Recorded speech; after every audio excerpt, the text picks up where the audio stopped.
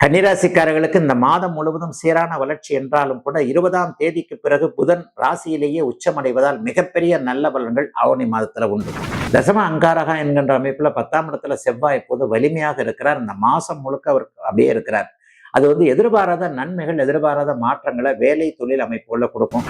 ஆவணி மாதம் 15ஆம் தேதி 20ஆம் தேதிக்கு பிறகு சுக்கிரன் 2ஆம் இடத்துல இருக்கனால குடும்பம் நன்றாக இருக்கும்.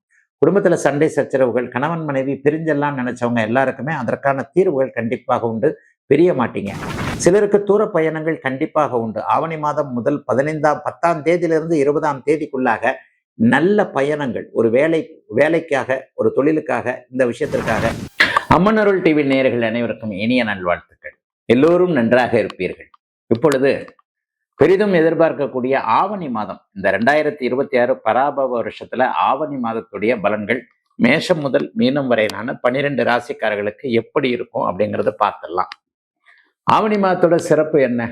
சூரியன் ஆட்சி நிலை என்று சொல்லப்படக்கூடிய, உலகத்தை எல்லாம் கட்டி காக்கக்கூடிய ஒளி கிரகமான இந்த சூரியன் ஆட்சி பெற்றிருக்கின்ற ஒரு நிலைமையில இந்த ஆவணி மாதம் ஆரம்பிக்கிறது. ஆவணி மாதம் 30 நாட்களுக்கும் இவர் ஒரு பெரிய அளவுல நல்ல அமைப்புல இருப்பார். இது சிம்மராசிக்காரர்களுக்கு மிகப்பெரிய யோகம். என்ன அப்படின்னு பாத்தீங்கன்னா, சிம்மராசிக்காரர்களுக்கு இப்போது அட்டமத்து சனி நடந்து கொண்டு இருக்கிறது. அட்டமத்து சனியினால சிம்மராசியில பிறந்த உத்திரம் நட்சத்திரக்காரர்களாகட்டும், மக நட்சத்திரக்காரர்களாகட்டும், பூர நட்சத்திரக்காரர்களாகட்டும், ஒரு மாதிரியான ஒரு மன அழுத்த பணி இருக்க என்னடா பண்றதுன்ற மாதிரியாக சிம்மராசியில ஒரு 70-80% பேருக்கு மேல கண்டிப்பாக பாதிக்கப்பட்டு இருக்கிறார்கள். பொருளாதார ரீதியாக, மன ரீதியாக, பண ரீதியாக பாதிக்கப்பட்டிருக்கிறாங்கன்றதான் உண்மை. இப்படிப்பட்டவர்களுக்கு ராசிநாதன் இந்த ஆவணி மாதம் முழுவதும் 1ஆம் தேதியிலிருந்து கடைசி இறுதி தேதி வரைக்குமே அருமையான அமைப்புல, அப்படியே வெகு வலிமையான ஒரு நிலைமையில ஆட்சி பெற்றிருக்கின்ற அமைப்புல இருப்பார். ஆகவே சிம்மராசிக்காரர்களுக்கு ஒரு பெரிய சோதனைகளை தாங்கக்கூடிய ஒரு மனோதைரியம் கிடைக்கும் என்பதுதான் உண்மை.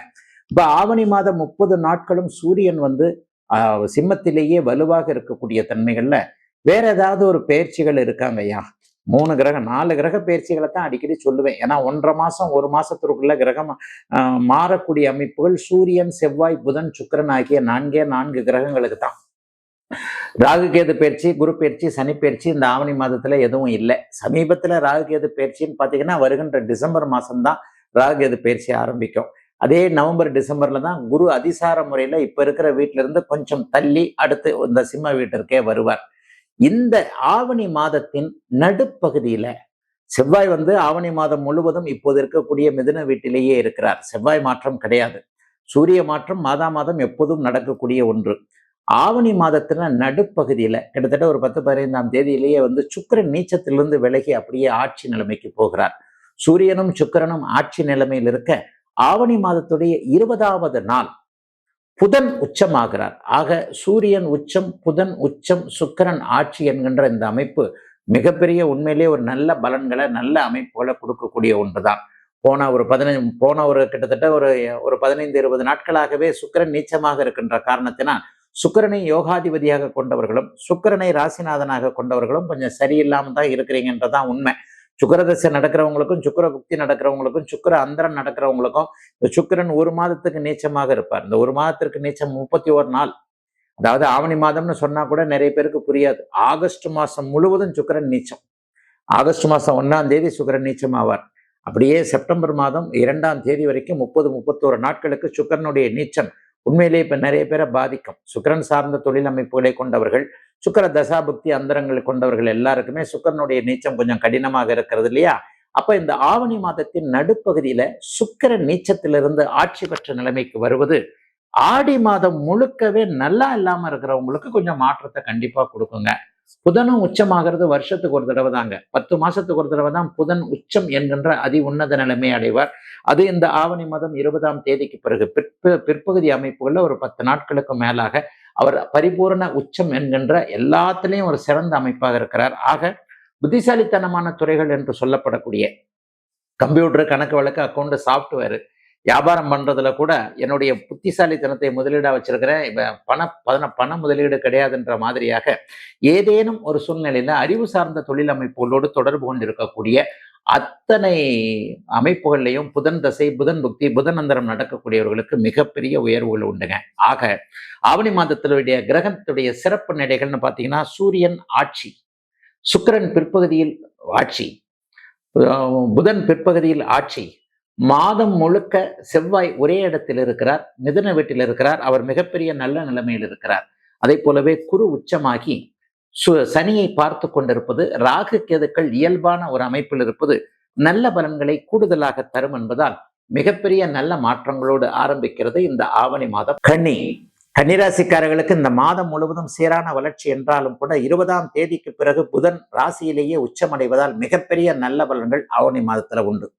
ஆவணி மாதம் முதல் 20 நாட்கள் செலவுகளும் பயணங்களும் கன்னிராசிக்காரர்களுக்கு அதிகமாக இருக்கும். பெரிய அளவுல ஒரு பயணங்கள், ஆனா வெட்டி அலைச்சல்னு சொல்லப்படக்கூடிய அவங்கவுங்க பிறந்த ஜாதக அமைப்பிற்கு ஏற்றாற் போல கையில சாப்பாடு இருந்தா கூட எடுத்து சாப்பிட முடியாதபடி பைக்கில் கார்ல அப்படியே போய்கிட்டு இருக்கிறேன், எங்கேயாவது இடத்துல நிறுத்தி தரேன், கார்ல கூட உள்ளே உட்காந்து சாப்பிடலாம், பைக்கில் போறவங்கலாம் எங்கே சாப்பிட்றதுன்னு தெரியாம அப்படியே அலைஞ்சுக்கிட்டு இருப்பீங்க. சிலருக்கு தூர பயணங்கள் கண்டிப்பாக உண்டு. ஆவணி மாதம் முதல் 10ஆம் தேதியிலிருந்து 20ஆம் தேதிக்குள்ளாக நல்ல பயணங்கள், ஒரு வேலைக்காக, ஒரு தொழிலுக்காக, இந்த விஷயத்திற்காக நானே போகிறேன், அல்லது முதலாளி சொன்னார், அல்லது மேனேஜர் சொன்னார், அல்லது நான் தான் முடிவெடுத்து இதை போறேன், இதன் மூலமாக ஏதாவது ஒரு நல்லது நடக்குதான்னு பார்ப்போன்ற மாதிரியாக ஒரு பயணத்தின் மூலமாக நல்ல அறிமுகம், அதன் மூலமாக பண வரவுகள் கிடைக்கக்கூடிய தன்மை ஆவணி மாதம் 20ஆம் தேதிக்கு உள்ளாக இருக்கக்கூடிய தன்மைகள் உண்டு. தசம அங்காரகா என்கின்ற அமைப்புல 10ஆம் இடத்துல செவ்வாய் இப்போது வலிமையாக இருக்கிறார். இந்த மாசம் முழுக்க அவர் அப்படியே இருக்கிறார். அது எதிர்பாராத நன்மைகள், எதிர்பாராத மாற்றங்களை வேலை தொழில் அமைப்புள்ள கொடுக்கும். சிலருக்கு இந்த ஆவணி மாதம் ப்ரொமோஷன் கிடைக்கும். ரொம்ப நாளா எதிர்பார்த்த ப்ரொமோஷன். ஒரு 4 வருஷமா 5 வருஷமா நிர்வாகத்தோடு போராடிக்கிட்டு இருக்கேன், நான் தான் எலிஜிபிளான ஆளு, எனக்கு கீழே இருக்கிறவங்கள மேலே கொண்டு வந்துட்டாங்க, ரிசைன் பண்ணலாமான்னு இருக்கிறேன், ரிசைன் பண்றேன்னு கூட சொல்லிட்டேன், நிர்வாகம் தான் கொஞ்சம் பொறுங்கன்னு என்னை இழுத்துக்கிட்டே இருக்கிறாங்க, என்னுடைய புத்திசாலித்தனம் அவர்களுக்கு தேவைப்படுகிறது. கன்னிராசிக்காரர்கள் மிகப்பெரிய புத்திசாலிகள். அவங்களுடைய வீக்னஸ் என்ன? உங்க புத்திசாலித்தனம் அடுத்தவங்களுக்கு யூஸ் ஆகும், உங்களுக்கு யூஸ் ஆகாது. இதுதான் கன்னிராசியோடைய ஒரு பெரிய அமைப்பு.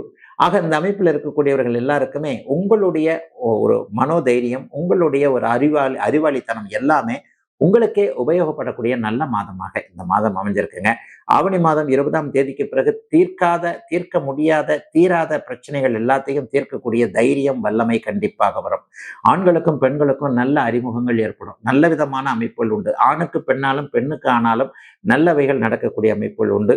ஆவணி மாதம் 15ஆம் தேதி 20ஆம் தேதிக்கு பிறகு சுக்கிரன் 2ஆம் இடத்துல இருக்கனால குடும்பம் நன்றாக இருக்கும்.